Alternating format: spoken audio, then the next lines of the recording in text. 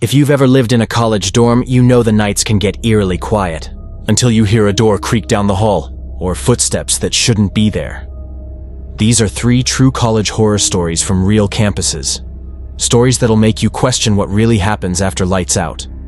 Turn off the lights, put on your headphones, and listen closely. Story 1. The Roommate Who Never Slept. I used to think my campus dorm was normal. Thin walls, bad lighting, and that constant hum from the old radiator. My first year, I was assigned a double in Hastings Hall, room 412. My actual roommate, Evan, moved out 2 weeks into the semester to live with his girlfriend across town. That left me with an empty bed, an extra desk, and more quiet than I liked. The 3rd week, I started hearing footsteps at night. Not in the hall, inside my room. Soft, slow steps between the 2 beds. I figured it was in my head. Dorms settle. Pipes click. You get used to new sounds. But one night around 2 a.m., I woke up to the sound of breathing near my face. Not snoring, not wheezing. Just someone standing close and listening to me breathe back. I reached for my lamp. The chain clicked, and the bulb popped, dead. I grabbed my phone and turned on the flashlight. My room looked normal. 2 beds, 2 desks, that ugly cinder block wall. But the other bed's blanket, the one I kept folded, was wrinkled like someone had been sitting on it. I told myself I'd probably kicked my covers and the light was playing tricks. I slept with my earbuds in after that. 2 nights later, I woke again. My earbud had fallen out. In that sudden quiet, I heard whispering. Low, careful, like someone talking to themselves right beside my closet. I didn't move. The whispering wasn't words at first. Just a constant breathy sound as if the person was working up the courage to say something. Then I heard it clearly. Don't get up. Don't look. I froze. I stared at the ceiling and counted my breaths. 1, 2, 3, the whispering stopped. The room felt heavier, like the air had turned to damp cloth. After a minute that felt like an hour, I reached with 2 fingers and tugged the blanket higher.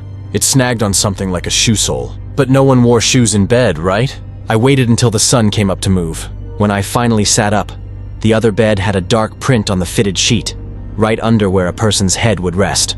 A sweat stain, maybe? But it was a perfect oval. Darker in the center, feathering out at the edges. The kind a head would leave if they'd been lying there, staring at me. The pillow, which I never used, had a single strand of hair on it, long and black. I have short brown hair. I told the RA, who said students sometimes sneak in when doors don't latch. She checked my door, latched fine. Maintenance changed the bulb and shrugged. These old fixtures, they said, they run hot. I told myself I'd start locking the door and double-checking the windows. I moved my desk to block the entry too. A week passed. No more footsteps. No whispering. I began to think I was overly stressed. One Friday night, my friends dragged me to a party. We got back late, maybe 3 a.m. I was stone sober by then. I unlocked my door and felt that cool, empty dorm air. It actually felt good to see the room exactly how I left it. That other bed was made tight, my desk was neat, and the curtain was drawn halfway like always. I exhaled and turned on my desk lamp. Someone had drawn a smiley face in the dust on my second desk, the one no one used. 2 dots and a curve. It was fresh. My finger swipe on the wood came up gray. I stared. Then I saw the chair. It was tucked under my bed instead of the extra desk. I hadn't moved it. I remember saying out loud, "Okay, whoever you are, not funny." My voice sounded too big in that small room. Then I noticed the curtain. It wasn't halfway. It was pinned against the glass by the window. And the window lock, the little latch, was turned open. I walked over, looking down at the courtyard. 4 floors up. The window doesn't open wide, maybe 6 inches. I touched the latch and it swung loose. That's when I felt it. A puff of warm air on the right side of my neck. Like a person leaning in to smell my hair. "Don't get up," the voice said again. Closer this time, right at my ear. "Don't look." I swung around and knocked my lamp over. It hit the floor and went out. The room fell into total dark, the kind where you forget the shape of your own hands. I bolted for the door, smacked into the edge of the desk, and got the door open on the second try. I ran into the hallway barefoot and didn't stop until I reached the stairwell. A couple people coming back from a bar stared at me like I was crazy. The RA did a sweep. No one in my room. No one under the bed, in the closet, or behind the shower curtain in the tiny shared bathroom. But when we pulled back the extra bed's blanket, there were 2 damp ovals on the sheet this time. Like 2 heads had been there, side by side. The RA looked at me and then at the stains and said, "We'll put in a work order for a lock replacement." I slept on a friend's floor for 2 nights. On Sunday, I went back in the day to pack some stuff. The window was locked. The curtain was exactly halfway. The smiley face was gone, wiped clean. I opened my closet and saw my hoodie folded on the top shelf. I hadn't folded it like that. Under it, in the dust on the shelf, someone had written a single sentence with a fingertip. "Thank you for letting me stay. I requested a room change that afternoon. Housing moved me to another building within a week." I told the story around, expecting someone to laugh and confess, but no one did. Months later, a kid from my old floor messaged me. He'd gotten my old room. He asked if I ever heard footsteps at night. I said, "Sometimes." "Why?" He sent a picture of the extra bed. 2 neat depressions on the pillow like heads had rested there, side by side. He said he tried to sleep with the lights on, but they always went out at 2:13 a.m. every time. He told me the last thing, and it still makes my stomach drop when I think about it. He'd woken up with his blanket tugged halfway down, like someone was trying to crawl in. "Don't look," he heard. "Don't move." He didn't say anything after that for a while. Then he sent one more message. "They're good roommates. They just never sleep." I stopped replying. To this day, if I wake at 2:13 a.m., I stare at the ceiling and keep absolutely still. Story 2. The Night Security Shift. During my sophomore year, I worked night shifts at the campus museum to make some money. It wasn't a big museum. 2 floors, some glass cases, a room full of old local history stuff, and a climate-controlled basement for storage. Usually it was quiet. My job was to walk a loop every hour, check door locks, and log anything weird. The museum closed to the public at 9 p.m. At 11 p.m., I would do a final sweep of the galleries. It was winter, snow piled like dirty sugar along the sidewalk outside, and the place got bone cold at night. On one of my first shifts, the supervisor, this older guy named Walt, told me, "If you hear footsteps when no one's there, don't go looking. Just note the time." I laughed. He didn't. A month in, I started hearing them too. 2 floors above me when I was in the basement, or behind me in the case room when I was staring at the skeletal remains of a taxidermied hawk. Slow, worn sole steps on wood. Always a few paces, then silence. One night in January, a storm rolled in. Snow hammered the windows until the skylights went white. I was alone. Walt had called in sick. Around midnight, the fire exit alarm in the basement chirped like the door had been opened and shut fast. That was impossible. Those doors stayed chained with a bar that would take effort to lift. I went downstairs to check anyway. The basement smelled like wet paper and old glue. You could see your breath down there. I turned the corner past the old exhibition crates and saw a wet footprint on the concrete. Barefoot, a full heel and 5 splayed toes, shiny in the fluorescent light. I froze. Another print waited ahead, as if someone had stepped carefully and paused. I called campus police. They were backed up from the storm and said they'd send someone when able. I did not love that phrase. I didn't want to scream intruder for a prank or a leak from the roof either. I took a step forward and felt my skin pebble. The prints were leading from the far fire door to the old cold room, basically a big refrigerated closet we used to store fragile textiles. The door was closed. A brittle tag on it read, 1931 icebox equipment. It hadn't worked in decades, but we kept it locked to be safe. The padlock was open. It dangled like a metal tongue. It went against my instincts, but I pulled the door and shined my light inside. The cold room was small. Metal shelves, a drain in the center, and a chalk line someone had drawn around the edges years ago. There were no footprints in there. Just one dark spot on the floor next to the drain, like something had sat there for a long, wet time. I backed out and locked it again, hands shaking. When I turned, I saw someone standing at the end of the aisle, just past the crates. They were half in shadow, a shape, still as the climate units. I raised my flashlight and said, "Hello? Campus security." The beam hit the person's face and my brain didn't accept it right away. It looked like a man in his 20s, eyes wide and glassy, mouth slightly open. His skin had a gray, waterlogged look, as if he'd been swimming too long in cold water. His hair slicked to his skull. He wore a thin hospital gown, soaked at the hem. No shoes. He lifted a hand like he was going to wave. Then he turned and walked away, slow and careful, leaving no new prints on the concrete. He should have made a sound. He didn't. I ran after him and turned the corner. The aisle was empty. Just the locked fire door with its bar down tight, and a pattern of snow pressed against the bottom of it from outside. The police finally showed up. I told them what I saw. They checked the cameras. Here's the part that still keeps me up. The basement camera glitched right when the fire exit beeped. Static, then a smear of gray. After 30 seconds, it resumed. The log showed the open padlock. It showed me opening the cold room. It did not show anyone else. But when the officer paused the footage and zoomed in on the frame where I was looking down at the floor by the drain, there was a reflection in the wet spot, just for a second. Not a reflection of my face. A different one staring up. mouth open, eyes wider than they should be. They stayed with me until closing, then said to call if anything else happened. It did. A few nights later, around 3 a.m., I was doing my loop upstairs when I noticed condensation on the inside of one gallery case. It held a local artifact, a brass identification tag on a frayed cord. The label read, "Personal tag from the 1931 Riverton Sanitarium. Used to mark cold therapy patients." The glass fogged at mouth height, like someone had leaned in to breathe on it from the inside.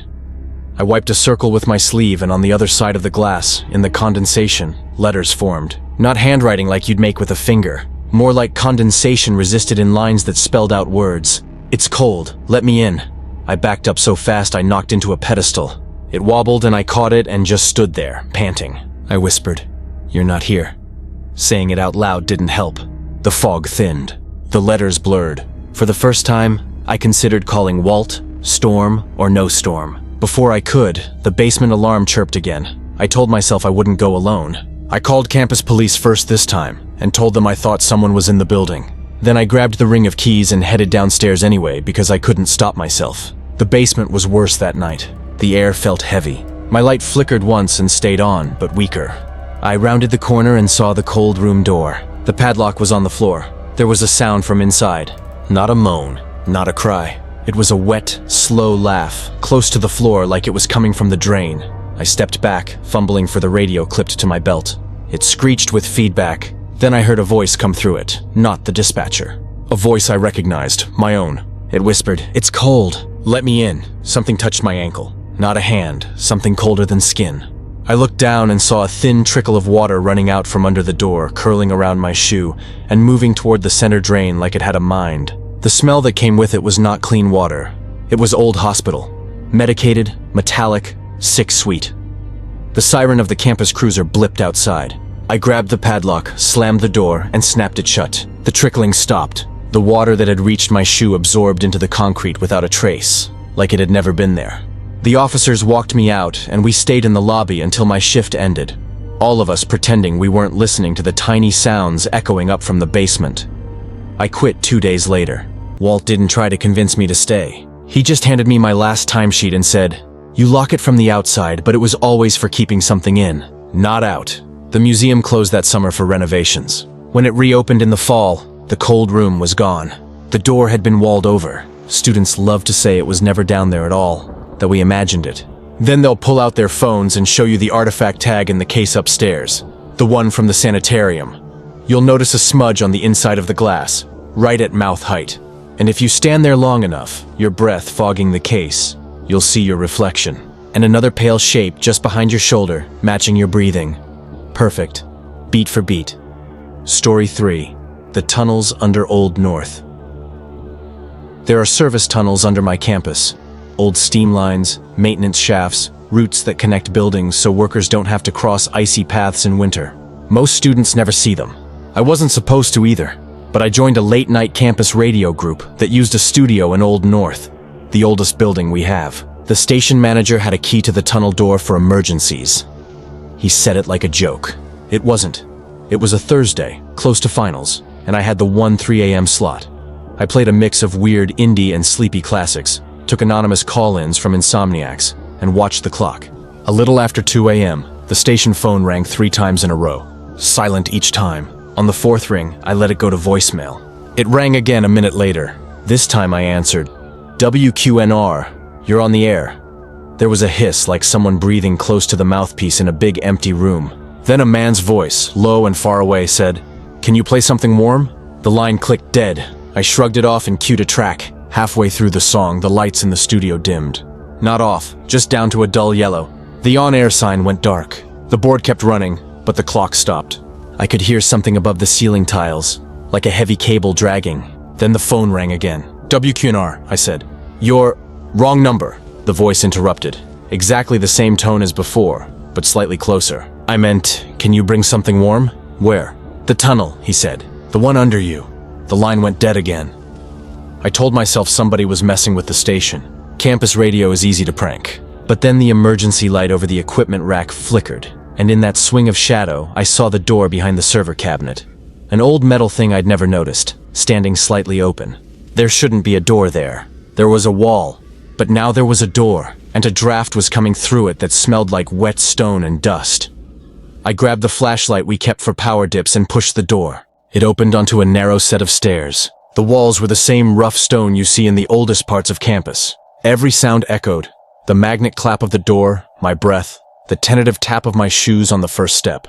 At the bottom, an unlit corridor ran left and right. Thick pipes clung to the ceiling, damp and humming. I stood there and listened. At first, all I heard was the low metal hum. Then a radio, my radio, came through the grates above me, tinny and far away, playing the song I'd cued. It sounded like it was coming from behind me too, like the tunnels carried it and doubled it. I told myself I'd look 10 feet either direction and go back. I turned left. The tunnel widened near a locked cage full of old signage and unused chairs. My light caught words stenciled on one door. Studio B, another archive. That didn't make sense. Those rooms were upstairs. Then something moved ahead. Just a shadow sliding into a side passage. I pointed the light and said, "Hello?" No answer. My phone buzzed in my pocket. No service, but the lock screen lit with a notification anyway. Unknown number. Voicemail transcribed. "Can you bring something warm? We've been so cold down here, the air doesn't move." I didn't listen to the audio. I didn't have to. My own station mic picked up a sound through the vent then. A small, rhythmic tapping. Not quite Morse. More like fingers drumming on a metal table in a patient, precise pattern. I turned to leave and finally saw it. The handprint on the wall at shoulder height. Not dirt, not dust. Something darker. 5 long streaks where fingers had scraped down, ending in smudges. There were more. Overlapping. Some small like a child's, some wide, pressed deeper. The tapping stopped. The quiet that followed was the kind that seems to listen back. My light felt too weak. I took a step and something whispered from the side passage. Right by my ear, "He's bringing it." Another voice breathed. "He heard us." A third, so close I could feel the puff of air, said, "We knew he would." I ran. I didn't care which way. I turned blind corners and hit dead ends and spun and ran again. The tunnels weren't a straight grid like I'd assumed. They were loops and shortcuts and sealed doors that led to more sealed doors. The radio music echoed weirdly, getting louder, then distant, then behind me when the speakers were a floor above. Footsteps started to match mine, but just a half beat behind, like someone was running with me, not after me. It is worse somehow to be paced than to be chased. I reached a spot where the ceiling dipped so low I had to crouch. There was a rag of fabric snagged on a pipe. I almost didn't look at it. When I did, my stomach turned. It was a sleeve cuff. Thick, faded, institutional gray, printed with a number in black ink. Beneath it, on the wall, a row of hash marks scratched into the paint. Not 5, not 10, too many to count quick. Some fresh, cutting through the dust. The phone buzzed in my hand. Unknown number again. The transcript showed up. "Stop running, it's warmer when you're still." Footsteps caught up then, not trying to be quiet anymore. They came from ahead and behind and the side passages. Shuffling, skidding, patient steps, like people who haven't moved fast in years. I pictured gray hospital cuffs. I pictured the cold room from the museum story I'd heard last year. I pictured a door that had been walled over but not erased. I ducked under the low pipe and sprinted toward the faintest hint of air, the smell of the upstairs hallway. I turned one more corner and hit a door hard enough to rattle my teeth. It didn't budge. There was a push bar with a sign over it. "Alarm will sound." I didn't care. I shoved it. No alarm. The door flew open into the dim first-floor corridor of Old North. The on-air light above the studio blinked steady red again like nothing had happened. My track had looped perfectly. The wall behind the server rack was solid, the strange door gone. When I looked down at my hand, I had a line of dust on my forearm like fingers had held me. In the station, the phone was ringing. I let it go to voicemail. I didn't want to hear it, but I also couldn't handle not knowing. When it finished, I pressed play, just a second of audio. In the quiet between the room tone and the static, I heard breathing, a dozen different paces, overlapping. Then a voice, not the one from before, not a prank. This one sounded small, tired. It said very softly, "Warmer." I switched to pre-recorded programming and left. The station manager took my key back the next day and said the tunnel door didn't exist. He even showed me the wall. Solid. He glanced at my arm, at the 5 faint gray lines, and his eyes flicked away like he'd seen them before. He told me this. Sometimes, late at night, rectangular cold spots appear on the studio floor, human-sized, side by side. If you stand in them, your breath fogs even in summer. A few months later, Old North closed for fire updates. When it reopened, the HVAC was brand new, humming and warm. The air moved better. The phone didn't ring oddly anymore, but every once in a while, a student DJ would finish a set and see 5 dusty prints high on the soundproof wall, right at shoulder height, fading as if breathed on from the other side. I still host sometimes. I bring a space heater, not because the room is cold, because someone asked for something warm. I leave it running when I go. Every single time, the power light on the heater dims for a moment, then steadies. Which story scared you the most? Comment below and subscribe for more true horror stories.